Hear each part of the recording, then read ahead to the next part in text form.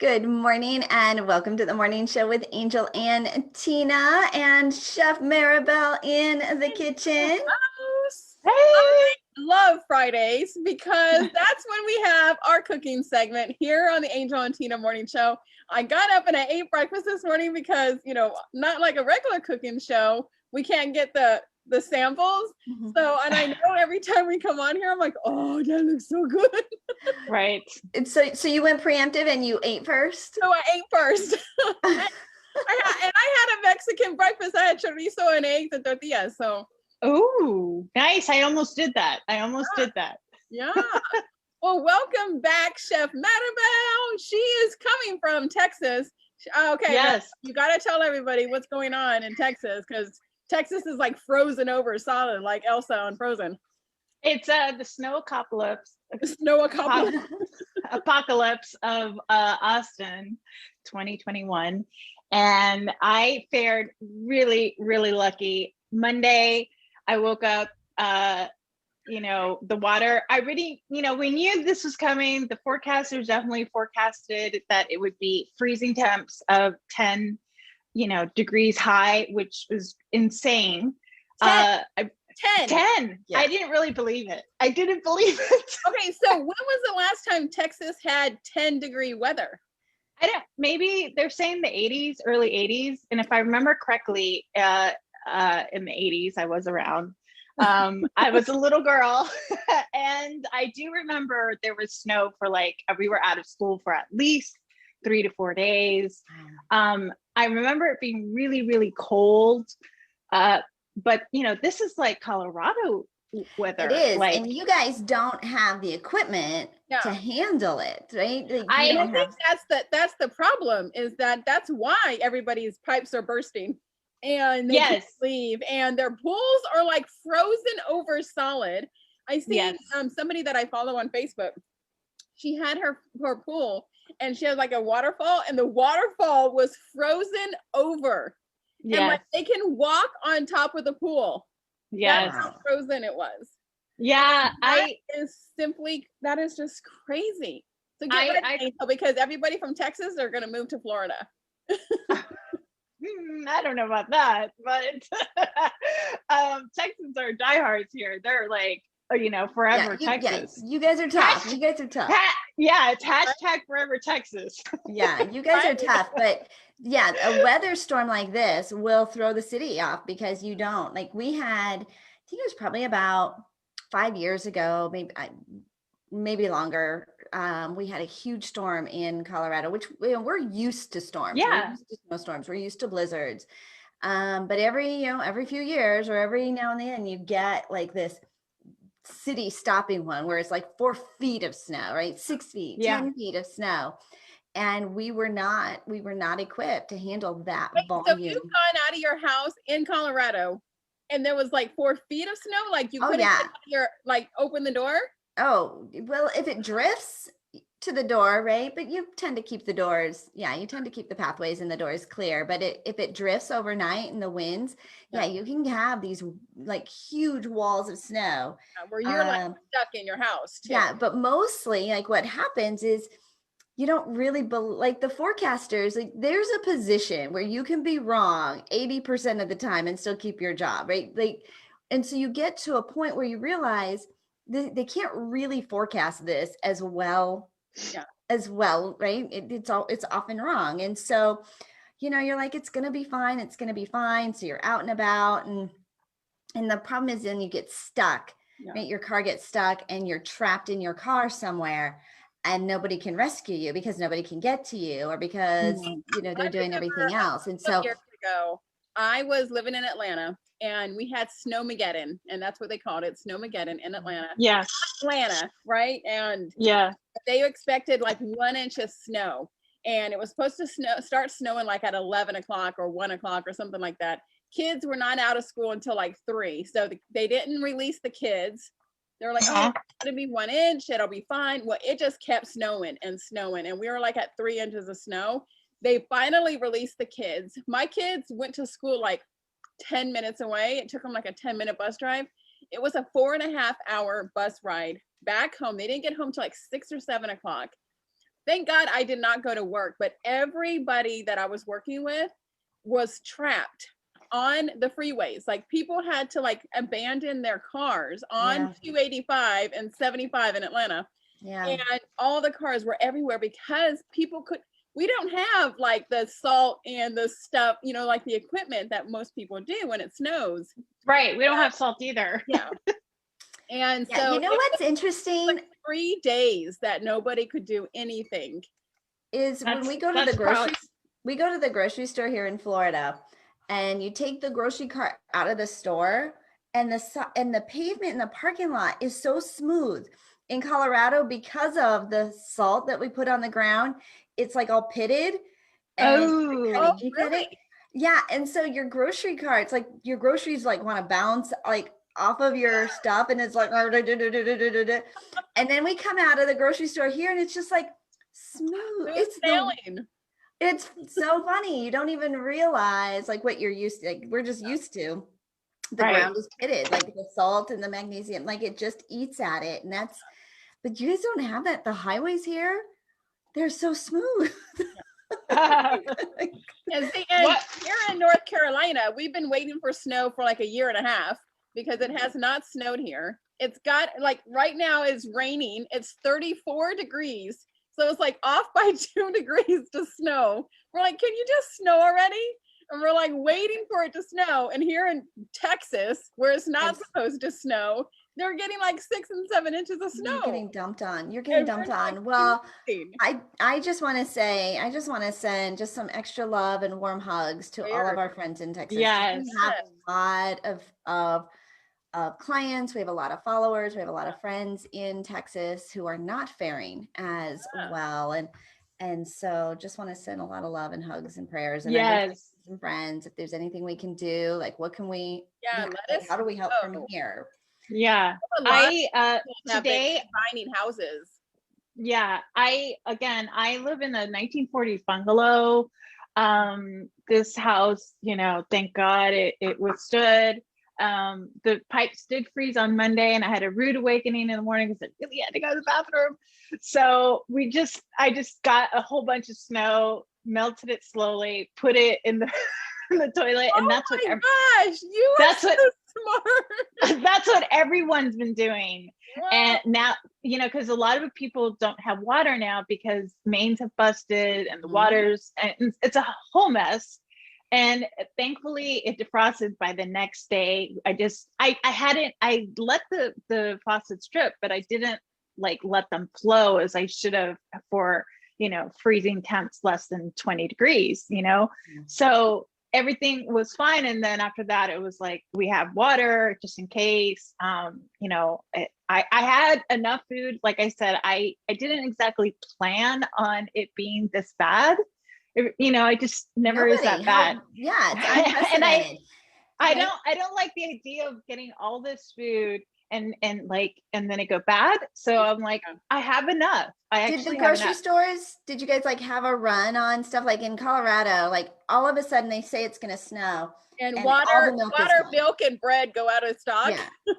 Yeah. My neighbor went to the grocery store on Wednesday or something, and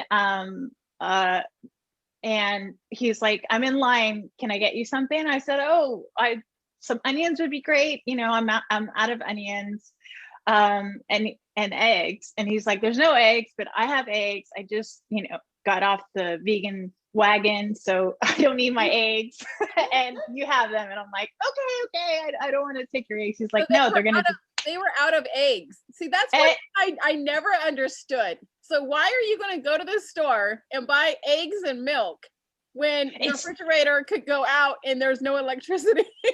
Well, that's true, but it's freezing outside. So everyone, you stick it outside. You stick it outside. Yeah, everyone, you know, like I've seen people put it in their coolers and stick it outside, and like, you know, everything's a hassle, really. It's inconvenient, but you know, we're on the mend. The sun is out. You can see it's like super bright. Today, things are already melting and crackling. So by Saturday, we should be fairly melted and definitely safe. And then of course it's repair for people's homes. And so today I was like, what am I going to cook? I know I can do something. What do I always have that I always have in times like these? I always have tortillas. Corn tortillas. I always have beans, which everyone should always have beans in their household. And so today we're going to do my favorite go-to meal, and it's perfect for Friday, which you could pretty much call it like a Mexican pizza. It's called a tostada, and you put the tortilla, you toast it, you can fry it. I'm just going to toast it and put it in the oven. I'll show you.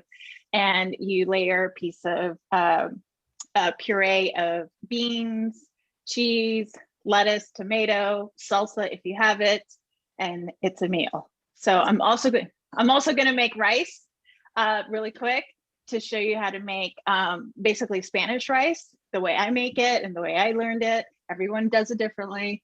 So don't tell me that that's not the way you do That's it. not how you make it. That's how my grandma made it, and that's how I'm making it. Yeah, this is how my mom showed me. This is how we do it. It's right. Everyone has their take. I'm going to talk about rice. So did you guys ever watch did you ever get into Friends? Did you watch Friends, the sitcom when it was on? I binge watched it last year before it went off of Netflix, pandemic, because I never watched it before, but I love it. That's where I got the 7. There was an episode, it was Thanksgiving, and Monica is cooking potatoes. And like all of them want potatoes. Like my mom made it like this, and my mom made it this way. And she's like, okay, so mashed for you, and Todd's for you, and lumps for you. Yeah. Like everybody has, like, this is how we did it. This is how it's done. And so as you're saying that, Maribel, yes, this is how we did it in our house. Exactly. Actually, I'm going to move the second camera if people want to see closer what that looks like. Sorry, people, seeing my lovely necklace that a friend of mine gifted me. Pretty. What is your necklace? It is like, it's actual dried herbs, I think, or flowers, and I just thought it was really pretty. And so she gifted it to me because I commented, oh my God, I love that. And she's like, oh, you've been having a hard time. So her name is Henna Kim. If you want to check her out on Instagram, I adore her. She's definitely Austin OG artist. Okay, so Maribel, your video is off your phone. Oh no. Oh, I moved something around. There we go. We're in business. Okay. All right. So I'm going to spotlight that. You let us know what we are doing here.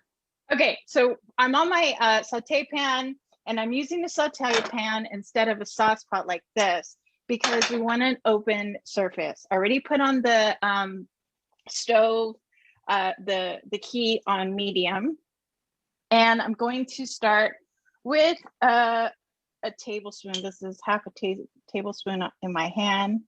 So I'm going to have a question for you. So yes. Do you usually measure your stuff? No, I don't. I don't usually measure it, but because I do cooking classes, and I'm sensitive to the fact that most people don't know what a tablespoon of oil looks like. It looks like this. I just, I know what that looks like. And so asking my grandmother, how do you make this, or how do you make this? She goes, oh, you just put a little bit in there. I'm like, well, what's a little bit? She's like, exactly. You just know. And I'm like, no, we need to know. I'm like, yes. My husband went over and recorded his mom making some of her recipes. And it's just same thing, right? They don't measure anymore. Like they've been doing it for so long. They just don't. And maybe they never measured. I don't know. Their hand a lot. They put the seasoning in their hand, and you're like, and they knew what that looked like. And so we would take it out of her hand, right? Take it out. Okay, before you put it in the pot, give it to me. Let's measure it. We can see how much that is. Yeah, a lot of times that's what I would do in the restaurant when I was measuring. And I don't have fresh garlic. I'm out of garlic, so I'm going to use like powdered garlic that I have. And this is a secret sauce. Okay, so the Spanish rice calls for tomato, And in my tomato puree, I'm going to puree onion. It was half an onion, 2 cups of tomato puree, and garlic. It's usually 1 to 2 garlic. Okay. So that is going to be our secret sauce for the tomato. And I'm going to blend that. Are you salivating, Angel? I love Mexican food. Like that's my absolute favorite. Spanish food, because it's such a good flavor. You know, it has such good flavor, and it's got flavor. Period. I just don't do. I can't do Mexican spicy, and so when you start, and that's okay. Yeah, that's totally okay. Yeah, I love the flavor, but I just can't do the spicy. I can do Asian spicy, but Mexican peppers and the jalapenos and all that. Yeah, I can't either. Not, you know, I've never been able. Well, maybe once upon a time I did spicy just because, you know, you're older and it's fun. But really, I don't like it to be over spiced. So what I'm doing here is just sauteing and drying my rice. I didn't rinse it, but you can definitely rinse it till the water runs clear. And you do that for many reasons. One, because we have arsenic in water usually where the rice is grown, so you want to flush that out. And 2, arsenic, like the poison. Yes. Wait, you have arsenic in your water? Just a little in wherever the rice is grown. It's most probably has a bit of toxic. That's another story. Don't worry about it. We flush it out. Okay, rinse it. Rinse it. Your rice. Rinse your rice. Rinse your rice. And if you want to look it up, Google it. So right now I'm sauteing the rice, and we know it's ready to add liquid once it starts kind of popping, you know, like crack, pop, crack. Yeah, it's like, you know, so right now, so I need to blend this really quick, and I just wanted to show people what was in there. So it's going to be noisy for just a second. Oh, I can just smell the whole thing in the like in her kitchen. Like I can smell it. Yeah. You put onions and garlic, right? Like we would start everything. I would tell my kids, like I would go in the refrigerator. So I don't use a lot of recipes when I cook. I'm just kind of like, what do we have, right? You put good stuff in, good stuff that's comes good. out. Yeah. And so most of I said, you need 3 ingredients. I need some olive oil, onions, and garlic, and, you know, and a glass of red wine. But the red wine is for mommy to drink, right? And so hold on a second. But when you've got, you start with some olive oil and some garlic and some onions. And that's like my favorite smell. Onions, garlic, and mushrooms, like just sauteing. It just makes the house smell so yummy. Everybody comes running. They're like, what are you cooking? I'm like, I don't know yet. We're still pulling stuff out of the fridge to see what I have. I made this amazing meal last night. So, you know, I've been watching TikTok, and there's like these recipes, and you put a block of feta cheese with cherry tomatoes in there with olive oil and some seasoning, and you bake it. Well, I didn't use feta cheese. I used Boursin cheese. And so we baked it, and then I cooked some pasta, and you bake it like at 400 for like 45 minutes. And oh my gosh, our whole entire family was like, what is this? It's so good. So you toss it, you know, and when you bring it out of the oven, it's all, the tomatoes are nicely roasted, the cheese is melted, and you just, you know, mix it all up, and it was delish. Well, Tina, you're gonna have to share your recipe. I did. I have it on my TikTok. I have it on my TikTok. I have it on IG, and I just posted it on Facebook. But let me tell you, so people in the grocery stores are very smart, because this recipe is going around TikTok, and you go all over the internet, right? You go to the grocery store and it says what's trending now. Everything you need for this recipe is right in the front row. That's impressive. That is somebody on top of it. Smart marketers, because this recipe is going around TikTok like crazy. But that the grocery stores, right, are paying attention. Yeah, that's smart. Everything right there in the front when you walk in. It was so funny.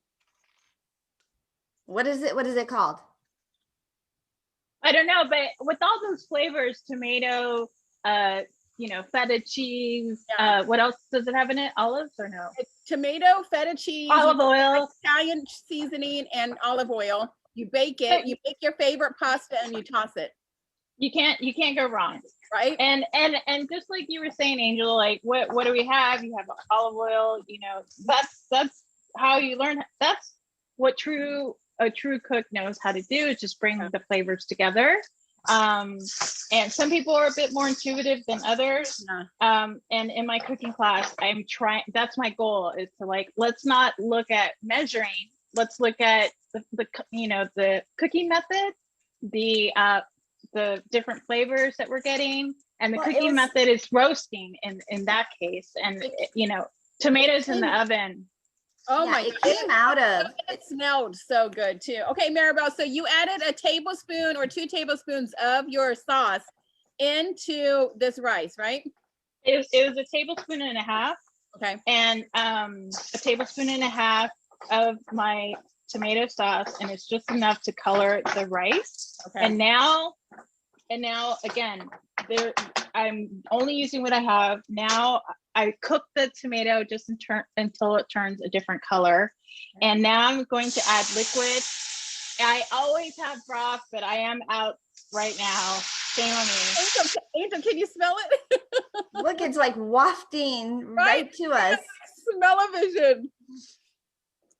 So I usually have broth, and I would highly recommend using broth, because that'll just enhance the flavor of rice, because rice is pretty bland, So what broth do you usually use, like beef broth?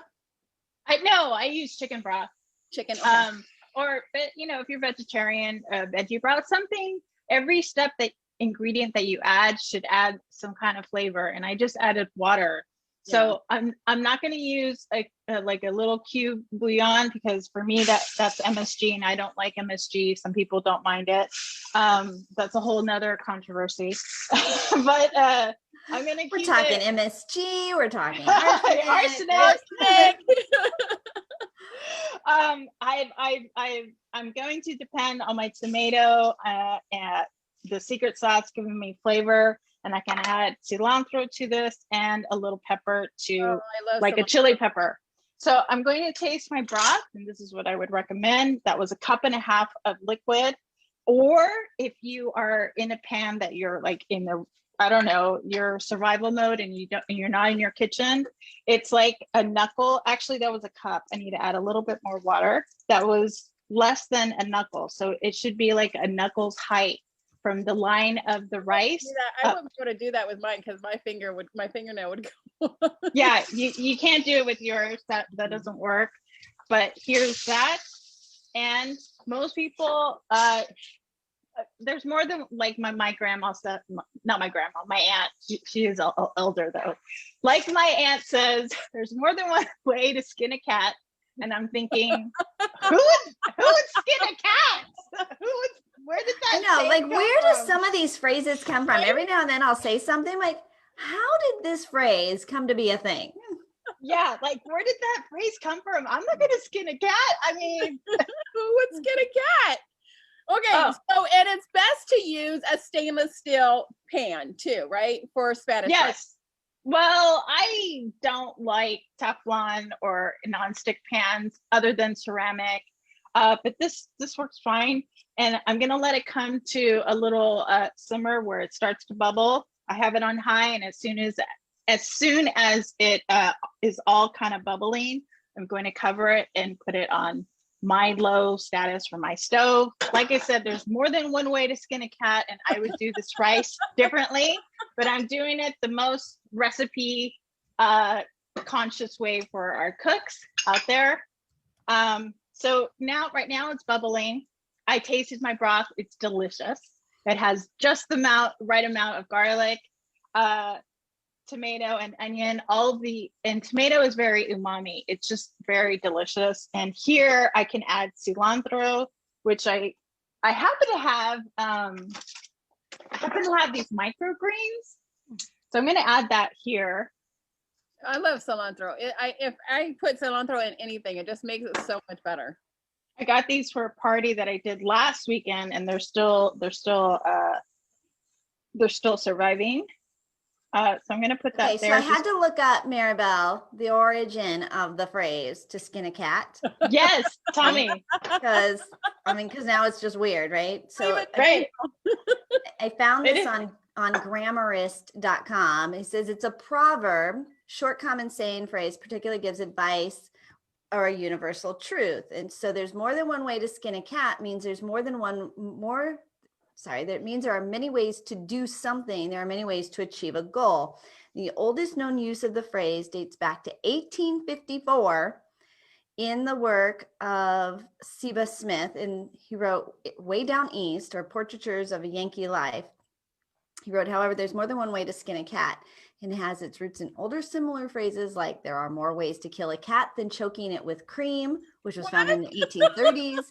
It seems that originally the animal in question was a dog, and as a 17th century proverb, there are more ways to kill a dog than hanging. Oh my gosh. Yeah, so I have no idea. So I looked it up and I still don't know.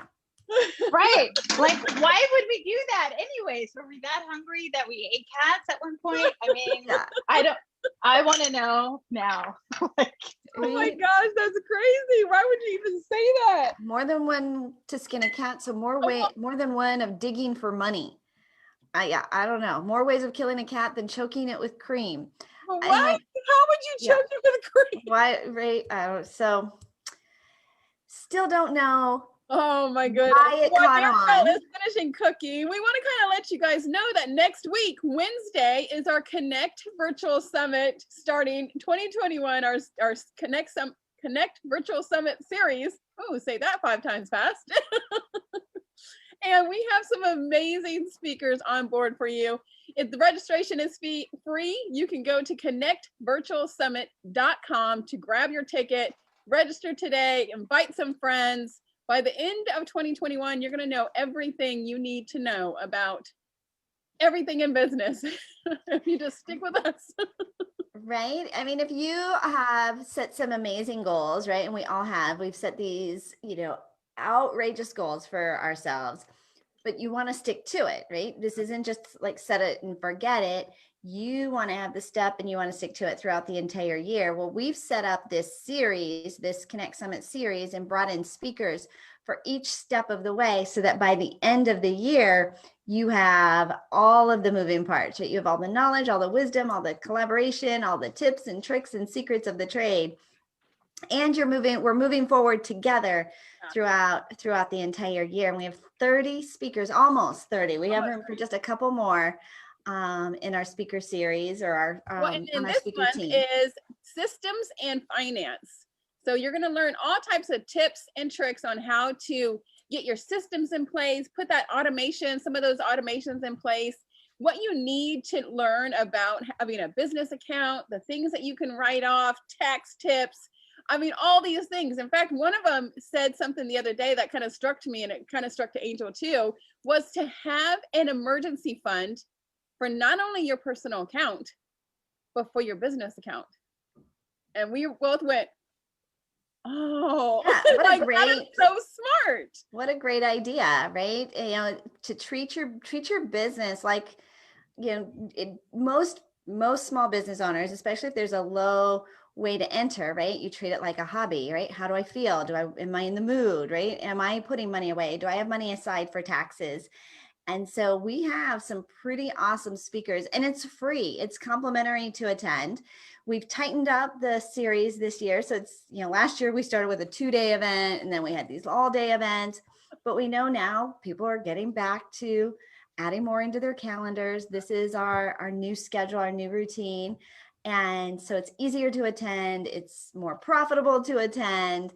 And you can sign up today. And it's every last Wednesday of the month for the rest of the year. So you can put the rest of the year's calendar on your things. There's not like it's different days. But so you can go to connectvirtualsummit.com, grab your ticket today, and invite some girlfriends, invite some, your people that you're working with. All right, Maribel, what are we doing over there? Okay, so I just put in my tortilla in the oven at 350. Now, these tostadas or chalupas are meant to be crunchy, right? So I am trying to keep it low fat. So I did, oh, sorry, Hold on a second. I've got some dogs here. She's dog sitting these adorable poodles. Right? I'm like, oh, whose dogs are these? Are these your dogs? No, I wish. They're poodles. They're standard poodles. They're adorable, and they probably just saw a squirrel. They're going crazy. You know, the squirrels are coming back. So you're gonna let them out. That's a good sign. Just said squirrel. They're not gonna find them. I mean, there's trees in the backyard, and they'll probably like before they. So I put the tortillas in the oven, and they're gonna toast up really nice. I did brush them with a little bit of oil, and I am going to now kind of reheat my beans. I'm gonna mash them. I put a little bit of oil in my sauce pot, and this is what you would call refried beans because they're gonna be fried in a little bit of fat. Now, most people would fry it in a restaurant with lard. I didn't put lard here. I just put a little bit of oil, like a teaspoon. So these are regular pinto beans. Yes, and I'm going to mash them, and that's basically what refried beans are. I had these at the beginning of the week, and thankfully they are still good and great for today's demonstration. This is almost like a leftover, right? Like you had an extra quantity and you're able to repurpose it. That's really how I started, kind of discovering different ways to cook, Maribel, was Absolutely. We would take, leftovers and how can I turn that into something new for the family? And because nobody thinks they like leftovers, right? They don't want reheated something. No, I don't. Oh darn! I love leftovers, but I like variety, right? Right. Yeah. And so I've never made my own refried beans before. Yeah, these are refried beans. They would have a lot more oil. The idea is to mash them, pretty much make them into puree. You can even put them in a little food processor and blend them. But the idea is that they're fried with oil because they need a little bit of fat. And here I've just used a neutral vegetable oil. You could use avocado oil, you could use ghee, you could even use butter if that's your jam.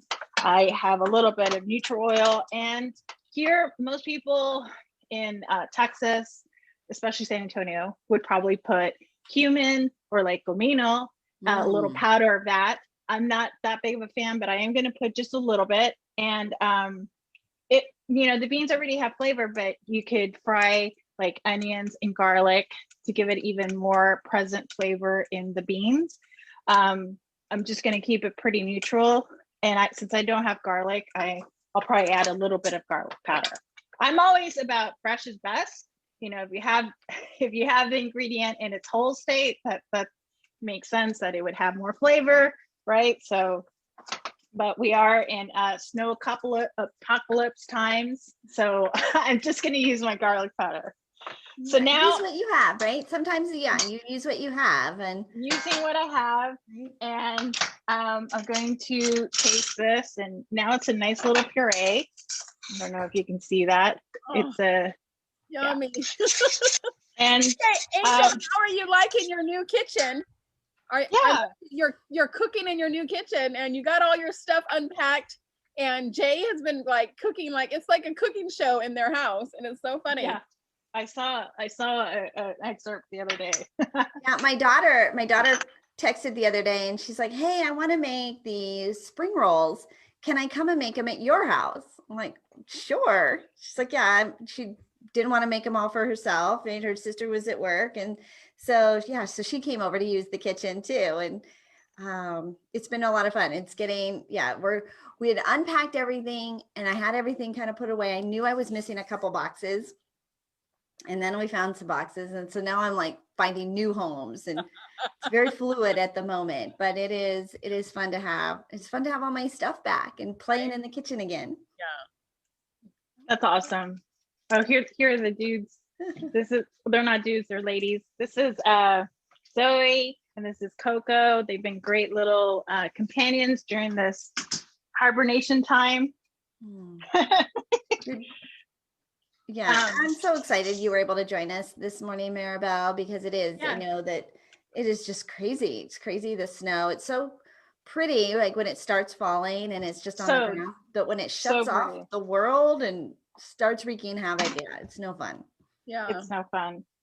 We have 10 more minutes on our rice, although it looks pretty ready. It's almost there. Let me switch. Just waiting on our tortillas. I'm actually going to peek. I learned Like, I'm gonna peek. Yeah. I can see you hesitating. You're like, do I not? Do I? Well, because you're making Spanish rice, you're not supposed to stir it or anything like that because you'll make it mushy. Right. That's what they say. But I've learned to, and I say that hesitantly because I know that's how I learned. But, you know, after making rice, especially in different countries where the rice is different and the grain is different, you learn a lot of tricks on what you can or can't do. Mm-hmm. And it's okay. The idea is that you don't escape any of the steam that's happening in my rice. But there's a point here as well. If you didn't measure something correctly or you had the heat on too long, there is a point where you can actually add a little bit of liquid and it will actually cook your rice. So it's good. It's on par. It's 8 more minutes, so we're good. And I used jasmine rice. I usually use basmati rice or basmati rice because the jasmine rice is a little bit longer and the basmati rice is just a little bit shorter, but it is a long grain.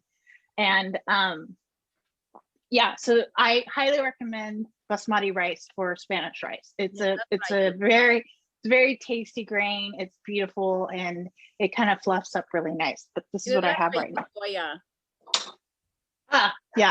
Yeah. Well, I'm not a Goya fan, but there's another political situation with that. Didn't you hear? He's bringing all the political stuff here today on the Angel and Tina Morty show. Food is political, unfortunately, in our day and age. So I'm waiting for the tortillas to crisp up. Otherwise, people usually fry them. I was just gonna ask you because I usually fry my tortillas. You know, like I'm making tortillas. Yeah. Yes, I normally would, but like I said, I'm trying to be a little bit low fat, and the effect and the flavor is still there. Okay. So I'm good with sharing that tip. Maribel, while we're waiting for this to finish, let's talk about some of the cooking programs and things that you have going on. Right. So I'm on a Mexican kick because I'm going to do a Mexican course, and when I finish from this, I'm going to post a link to the recipe for the rice and this little recipe, and a link that people can sign up if they're interested to find out about this Mexican course. It's going to be a 5-course dinner from start to end. So we're going to start with totopos. The word totopos is for like chips and salsas. So there's going to be 2 salsas that I'm going to make. Everything's going to be recorded. And so that's like the bite. And then the first course is a green mole, which is like a pipián, which is made with pumpkin seeds. It's really healthy and delicious with, it makes into puree with shrimp. That'll be the first course. And the second course will be a salad, a cabbage with lime vinaigrette and oregano. It's very traditional Mexican. And then the third course will be the chile relleno, which is more Texas style, which is fried poblano pepper and stuffed with a pulled pork and rice and beans. So the rice here is pretty much the rice I'm going to do, and beans. And then the dessert will be a mango flan. So everything will be recorded and people can download it and have it for lifetime. And I'm going to go step by step by step. People have access to me. It's not just like hard to make a good flan. Well, it's hard to do it's hard to fry correctly. It's an egg batter. I don't know if you've ever had this, Angel. It's like a poblano pepper. It's like this big, and it's stuffed with pulled pork, and it's dipped in an egg batter that's mainly egg whites And then it's mixed a little bit with the egg yolk. So it has a beautiful yellow color. And I have a preview on my blog about it. I have like a little short reel, and I write about it because I already did this dinner. I do it usually annual because we grew up doing this dinner in my family, like my aunts and my mom and my uncle. You fry your poblano peppers on your stove with the gas? I'm gonna show how I do it, because I you know, as a restaurant chef, you're always thinking efficiency and achieving the same results. So I actually broil my peppers in the oven, but you got to watch them because you can you know, peppers have a thin skin, so you have to know how to watch for it and timer. And so I've kind of done all that legwork for the home cook, you know. And like I said, I grew up eating this dinner, basically, not the pipián and mole, but the definitely the stuffed chili peppers. And I have my cooking classes. I'm doing this class for you guys for free, and then I'll be here next week and I'll be doing something different. And yeah, so people can find me at cocinamaribel.com. That's COCINAMARIBEL, B as in boy, EL.com. And follow me on Instagram because I'm always doing tips on Mondays with Maribel, and I do a little video about I think people don't know how to use peppers. I got a lot of people inquiring about, like, I mean, I don't know how to use the dried chili peppers that are so many from Mexico. So I showed a video just last Monday on how to do that. And it's how you incorporate it into a sauce, a soup, a stew. That's, some people are familiar, but not everyone. And people are familiar with getting something purchased. So you can do it at home. We have all the ingredients. It's not like 1970s anymore where you have to buy or look for that product already made. We have all the chilies here. So let's do it from scratch. I remember when I was selling a kitchen product back in the day, I learned that there are female and male bell peppers. Yes. Female bell peppers have 4 lumps on the bottom, and the males only have 3 lumps on the bottom. And then the female ones are sweeter than the male ones. And so I used to tell them that when I did my little kitchen demonstration, and people would, what? They were like, what? How? Wait. And then so they would go to the store and they would turn their bell pepper upside down and be like, oh, that's a female. Well, the same is true for eggplants as well. Yeah. But yeah. Okay, but then how do you pick a good cantaloupe? Oh, you can smell it. It should smell sweet. And the season, I'm like, do I want a male? Do I want to like I turn it upside down? You just get lucky. Kind of like avocados. Yeah, avocado. And see, avocado, you got to push on the little stem, and if it has a little bit of juice coming out of it, you know that it's perfect ripe. Right. Avocado. Oh. Well, the color. Yeah. If you push on, and see, with me too, in North Carolina, the avocados here are completely different from California avocados. Right. Avocados here are like this big. California avocados are like this big. Yeah. Did you live in California? Yeah, I lived in San Diego. Oh, wow. That's pretty cool. 22 years. So we got a few minutes, less than 2 minutes for our rice. We started chatting so much about current events. But it's coming along. It looks really good. I can just smell her house right now. It's like a Mexican restaurant. So Maribel, you come and you cook for us. Do you invite, I mean, like, what do you do with it all when you're done? Do you freeze it? Do you take it to a neighbor? Do you invite friends over? Do you put it down for the dogs? I know. The dogs have their own diet. No. I eat everything. You know, like the next 3 days, I eat it all weekend. I only made enough for 2 servings. and that's what I usually do. Like last week or the last time I was on, I did that quinoa like casserole. I mean, I ate that up because I was hungry. That was just one. So I try to make enough for like 1 to 2 servings, and yeah, it gets eaten up. If not the same day, the next day or whatever. And yeah, when I cook at home, like for my cooking classes or whatever, it usually gets eaten up. That's why I like to do things that I like to eat. It'll be that much better. And also things that I can share. I do have like only 2 people that I trust in my house lately. So, and other than that, I haven't, I really haven't seen my friends.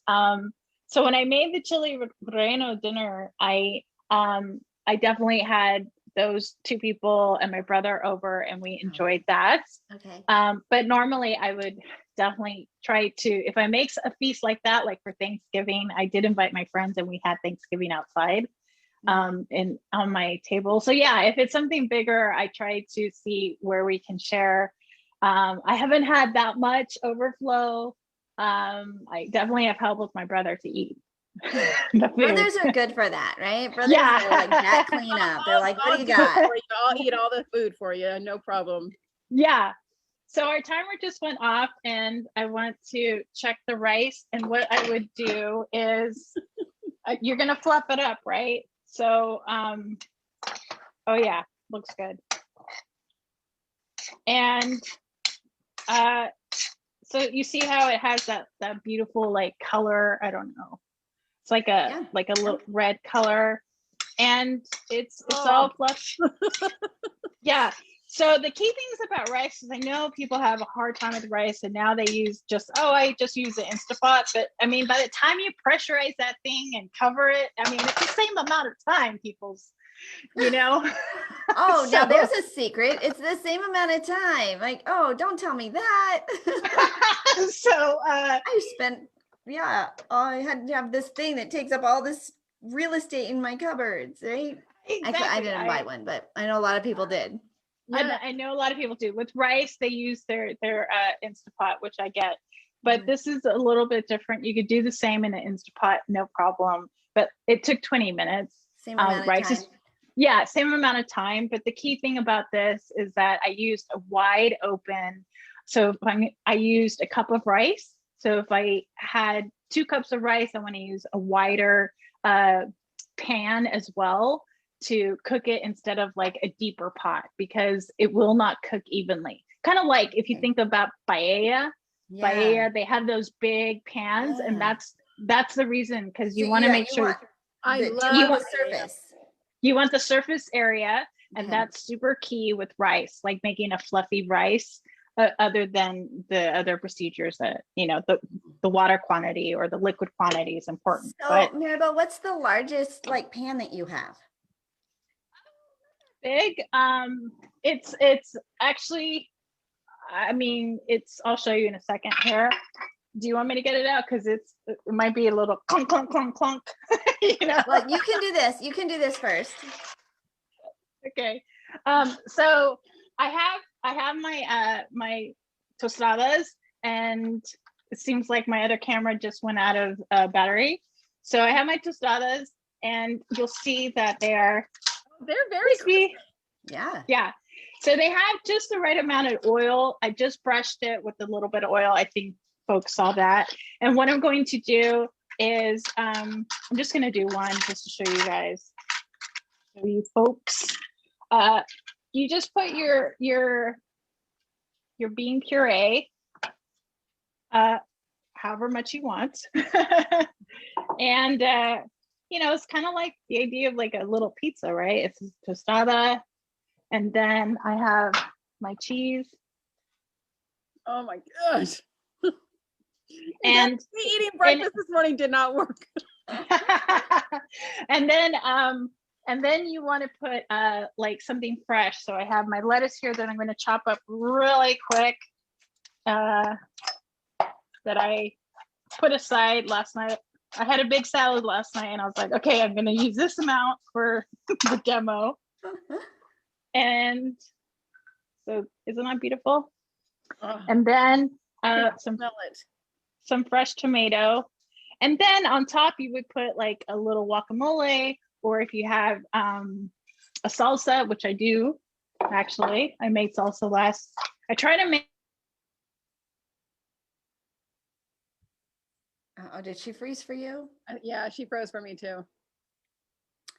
Well, at least, you know, she's. Oh, there she goes. Yeah, the power went out for just a second. Oh, really? You're back here. Okay. Oh, that looks so good. And then I happen to have some guacamole. I had quite a bit of lime juice. And so that, and then a side of rice, and that makes it a meal. Oh. Yeah. So let me get. Your plate that you have with a little divot in there? What's that? Is that your plate? Yeah, it's a plate. It has that divot on that. Yeah, it has like an edge, a little lip. Yeah, it has like an edge on it. It does. It does. It's a beautiful ceramic artisan plate. Oh. All right. So that's there you have it. That's a tostada. Now I want Mexican food, Maribel. Yes. Also you could put meat on top, like some kind of pulled pork or beef or chicken to, you know, add beef to it, or you can keep it vegetarian, which is what I like to do, and then a little bit of rice or something substantial, or just so yummy. It looks so good. I think her internet. This is my standby. A little bit. Yeah. Is it coming out? Yeah. Okay. I wonder if the internet is out. You know, it might be if the power goes out, you'll lose your internet. So Maribel, let's give your call to action really quick before we lose you, and then we'll just kind of wrap up. Okay. Follow me on Instagram. On Instagram, Christina Maribel. Let me finish her sentence for her. All right, so there goes Maribel, which, you know, we had her for almost the entire show, which was pretty impressive. Follow her on Instagram. She's everywhere. Sign up for her cooking classes. Follow her on Mondays with Maribel, and then tune in next Friday again for more cooking with Chef Maribel. I'm Angel Tuzzi. I am your media exposure specialist. Like Tina said, we have our Connect Summit is coming up next week. Make sure you tell everybody, tune in, follow us, put last Wednesday of the month from 2 to 7 p.m. Eastern time on your calendar. Y'all know how to do a recurring event. Just go ahead and put a recurring event on your calendar. You know, you just said y'all, right? Did I? You know, I could actually even go and put, y'all could read. I did it again. Where'd that come from? Well, we could put all of the South, and there you go. You're a Southerner. I'm a Southerner. We could put all of the events over there on Eventbrite, but go to connectvirtualsummit.com. Connectvirtualsummit.com. Grab your complimentary tickets for that. Of course, lots of other great stuff going on. The Comeback Champion Summit is happening right now. The Global Elevation Summit is next week. Magnetize, that Zandra came on and announced yesterday, is starting in April. Lots and lots and lots. So you've set outrageous goals for this year, and you're already feeling like, how do I keep it up? I need some accountability. I need some support. I need to be around a great community that is going to help me launch and grow and shine in the media, shine for my clients, like all of that. Grab your complimentary media starter kit at makeyourbigimpact.com. That's makeyourbigimpact.com. We have got our next series of Media Mastery Live is starting on Monday, a 12-week small group coaching program. You don't want to miss it, right? If publishing, if media, if visibility is on your to-do list, you need to put Media Mastery Live on that list as well. Angel Tessie, makeyourbigimpact.com. I see Maribel, she's taking little bites of her food. I'm going, I love it. I am Tina Torres, your client retention expert, otherwise known as the gratitude specialist. And if you're struggling with finding the right clients or knowing how to connect to them, knowing how to convert them into clients or keeping your clients for a lifetime. I have a complimentary guide that I hope you grow your audience organically, online and offline. Connect and nurture those relationships, those things that so many people have trouble doing. Taking those relationships and turning them into paying clients. You can grab your guide if you text the word connection to 26786. That is the word connection to 26786. Make sure you guys register for the Connect Summit. This is going to be something you do not want to miss. Connect Summit Virtual connectvirtualsummit.com. Grab your complimentary tickets there. You can still grab your Beyond Gratitude book on Amazon if you go to beyondgratitudebook.com. It's only $5. And we will see you guys next week on Wednesday at our Connect Summit. We are Angel and Tina on the Angel and Tina Morning Show, where we come to you live every weekday morning at 11 a.m. Have a fabulous weekend. Chef Maribel, thank you so much. Thank you.